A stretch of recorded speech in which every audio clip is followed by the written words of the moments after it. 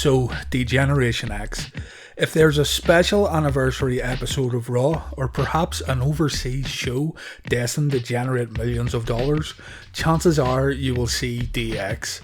While hearing that entrance music and seeing the arena basked in green lights is always cool, nothing can ever live up to the original incarnation. A good amount of fans roll their eyes these days when the corporate Paul Levesque and Shawn Michaels make their way down to the ring wearing black and green. But there are also fans out there who do recall how DX helped to make the WWF more contemporary in late 1997 and beyond. Degeneration X done a lot to change the WWE, something that was badly needed at the time. This video looks at the genesis and birth of Degeneration X, and to fully tell how it all came to be, we have to go all the way back to 1993. Shawn Michaels and Razor Ramon were upper mid-carders in the WWF around the time of WrestleMania 9. Shawn was the Intercontinental Champion, while Razor had just debuted the previous year. Razor had pinned former WWF Champion Bob Backlund at WrestleMania, while Shawn opened up the show, getting a win over Tatanka. The day after WrestleMania 9, a newcomer came into the World Wrestling Federation. This newcomer was Sean Waltman, and he got a contract after his tryout along with his opponent on the night, Louis Spicolli. Louis would go on to become Rad Radford in the WWF, while Shawn would eventually become the 1-2-3 Kid after getting an upset win over Razor Ramon on Raw. Thanks to their feud here, Razor took a liking to Sean Waltman and the two became friends. In June of 1993, Shawn was seeking a bodyguard character to go along with his gimmick. Shawn also stated he didn't have many friends in the World Wrestling Federation at this time, and he wasn't only looking for a work colleague, but he also wanted a friend. Shawn had seen a character on WCW named Vinny Vegas, who Shawn instantly thought was funny and entertaining. Shawn managed to get Vinny Vegas into the World Wrestling Federation, and thus Diesel was born. Shawn Michaels and Diesel, real name Kevin Nash, became instant friends, and to this day, Kevin Nash credits Shawn Michaels for the success he would have in the wrestling business. He was seriously floundering in WCW at the time. So we have Razor Ramon and the 1-2-3 Kid as friends on one side, and Shawn and Diesel are buddies on the other. The two pairs of friends would come together as a group known as the Kliq. In 1995, newcomer Triple H came into the World Wrestling Federation and the Kliq took him in. Triple H didn't like the party, whereas the remaining members of the Kliq very much enjoyed the party, so Hunter became the Kliq's designated driver. The Kliq used their backstage pool to get themselves booked in matches that only benefited the Kliq, we know this for sure. Things would come to a halt though in 1996, as Diesel and Razor Ramon had agreed to join WCW, and eventually so did Sean Waltman. After the curtain call incident occurred where 4 out of the 5 Kliq members broke kayfabe in Madison Square Garden by presenting a public goodbye ceremony, Triple H was made the job in the mid-card as a punishment.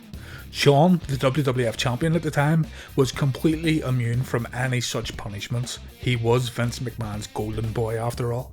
Diesel and Razor debuted in WCW using their real names, Kevin Nash and Scott Hall, and they became the Outsiders. Eventually, they formed the New World Order and changed the landscape of WCW forever.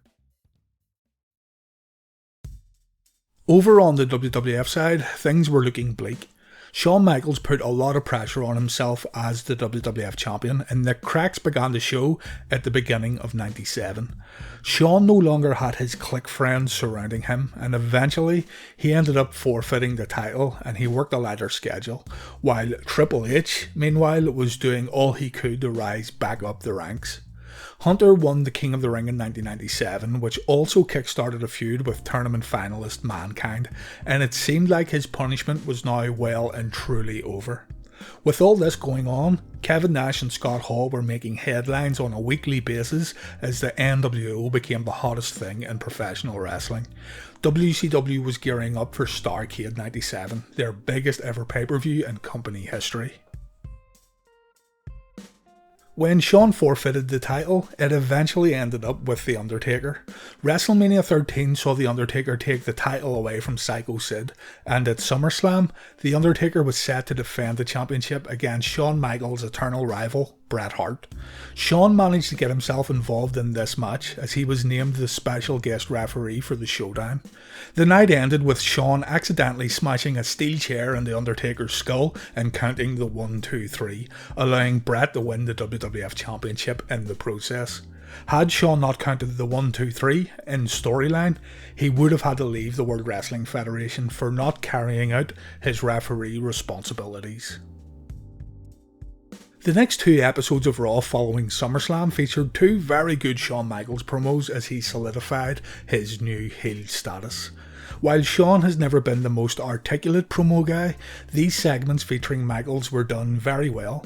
In the first interview, conducted by Vince McMahon, Shawn said, "So let me get this straight. You," referring to Vince McMahon, "The Undertaker, Bret Hart and the fans of the World Wrestling Federation are dumping this on my lap.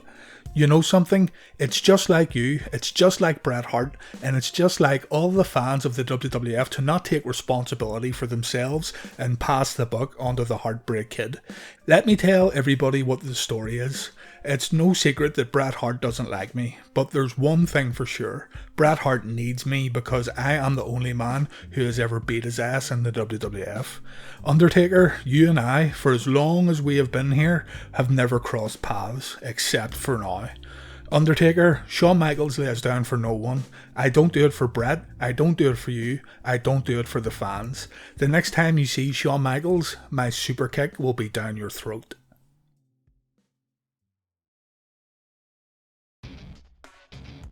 Shawn kicked off the following episode of Raw with another interview, this time conducted by Jim Ross. Shawn announced that he was scheduled to face Mankind that evening before taking shots at the new commissioner of the WWF, Sergeant Slaughter.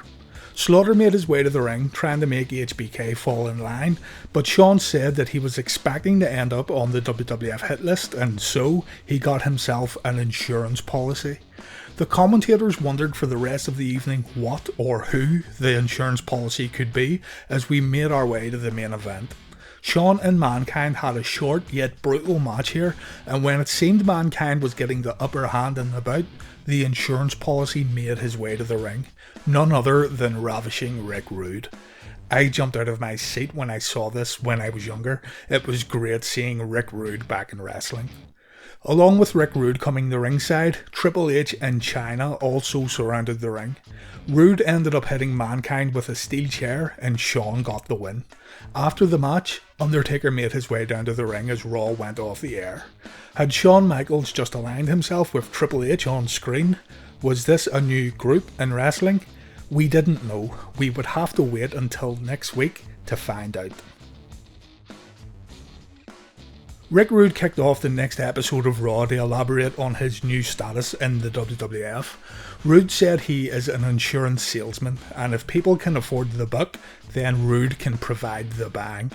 Rude said that he was paid a handsome sum of money to look after Shawn Michaels, and he will continue to provide a premium service to Shawn. It was later announced that The Undertaker would be teaming with Mankind to take on Triple H and Shawn Michaels in the main event of Raw, and Shawn said here that he was annoyed that he had to tag with Triple H as he doesn't wrestle tag matches, but this was all obviously a ruse. Shawn and Hunter did indeed team up here in the main event for the very first time to take on Mankind and The Undertaker. With Chyna and Rick Rude at ringside, it seemed the numbers were very much against Mankind and The Undertaker. The match ended with Rick Rude attempting to hit Taker with a chair, but Undertaker was able to chase him into the ring. Shawn then smashed a chair over Undertaker's head, twice, in the middle of the ring before running off with Chyna, Rude and Triple H. The faction was born right here on this night. That Sunday, the WWF presented In Your House Ground Zero, which featured Shawn vs The Undertaker in the main event. The match ended in a no contest due to interference. The next night on Raw, it was announced that Undertaker vs Shawn Michaels would happen once again, but this time it would be in the very first Hell in a Cell match. In the meantime, Shawn said he would challenge Davey Boy Smith for the European title in the UK, reigniting his feud with Bret Hart and the Hart Foundation in the process. Shawn would go on to defeat both Davey Boy Smith and The Undertaker in the weeks that followed, and he was rewarded with a WWF Championship match against Bret Hart at Survivor Series 97. While Shawn was working against the Bulldog and Undertaker, Triple H feuded with Mankind and Sergeant Slaughter. It was Bret Hart who inadvertently named the group. Bret had called Triple H, Chyna, Rick Rude and Shawn Michaels a bunch of degenerates on the October 13th, 1991 episode of Raw. Shawn then said that their group would fittingly be known as D-Generation X. The group's antics would be turned up a notch in the run-up to Survivor Series. Shawn and Hunter have said in interviews that, at first, the WWF brass were not very pleased with their actions and interviews, fearing that the network would take Raw off the air due to their actions being not so family-friendly. However, the opposite was actually true, as the network loved what they were seeing on TV. Vince McMahon caved and allowed D-Generation X to run rampant on the mic, understanding here that times were changing, and if the WWF were to compete with WCW, who were destroying Raw in the weekly TV ratings, then updating the content of his weekly TV shows would be a wise move. It didn't pay off right away, but D-Generation X, along with Stone Cold Steve Austin, definitely set the wheels in motion for the WWF Attitude Era and the weekly TV victories over WCW that followed. Shawn and Hunter, real-life friends from back in the Kliq, played the roles of immature and spoiled brats who knew just how good they were in the ring. In reality, Shawn and Hunter were not too far removed from the outsiders in WCW. If Triple H and HBK went to the NWO, they would have fit in perfectly, and if Scott Hall and Kevin Nash came back to the WWF and joined DX, again, they would have fit in perfectly also.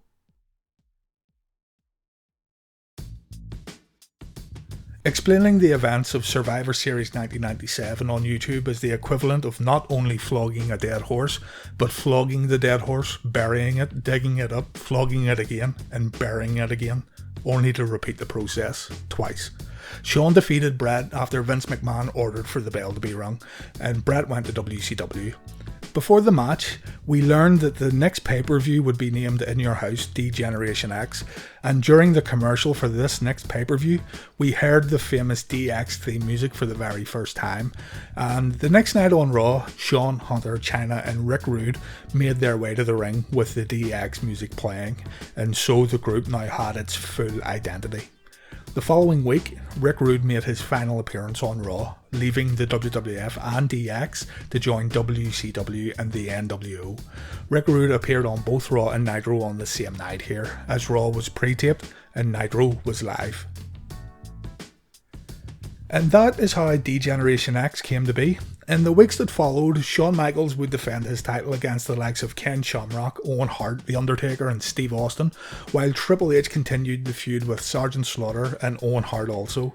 Shawn suffered a bad back injury at the 1998 Royal Rumble during his casket match with The Undertaker, and he had his final WWF match of this run at WrestleMania, where he dropped the title to Stone Cold Steve Austin. Watching this match back is painful, as the look on Shawn's face when he takes back bumps really does look bad. With Shawn out of the picture though after WrestleMania 14, Triple H became the new leader of DX, and he formed his very own DX army with new members to carry on the D-Generation X name.